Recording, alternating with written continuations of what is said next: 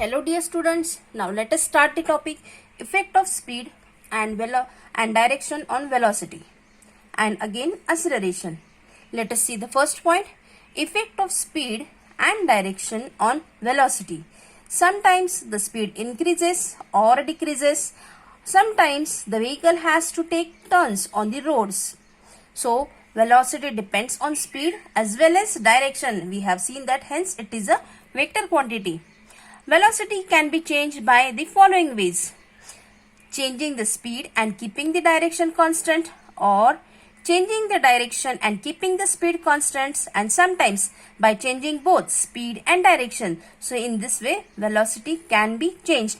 Actually speed and velocity are same concepts if the direction is same, but if the direction is different we say it is the velocity. Next point is acceleration. Acceleration is just the rate of change of velocity. Acceleration is the rate of change of velocity. Change of velocity meaning the initial velocity and the final velocity. Initial velocity is the starting velocity, final velocity is the ending velocity. So we write the formula: acceleration is equals to change in velocity upon time. As we define it, rate of, that is upon time. So acceleration is equals to change in velocity upon time.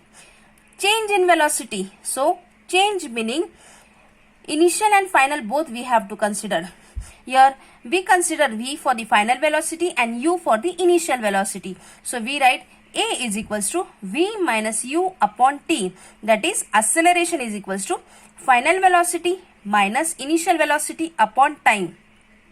Sometimes the vehicle is at rest in the starting. When it is at the rest in the beginning, we say that the initial velocity, that is u, is equals to 0. And sometimes an object come to rest at the end of its motion, then we say that the final velocity, that is v, is equals to 0. The SI unit of acceleration is meter per second square. As it is initial and final velocity, so meter, and time, that is second square. So SI unit is meter per second square. There are two types of accelerations, like uniform acceleration and non-uniform acceleration.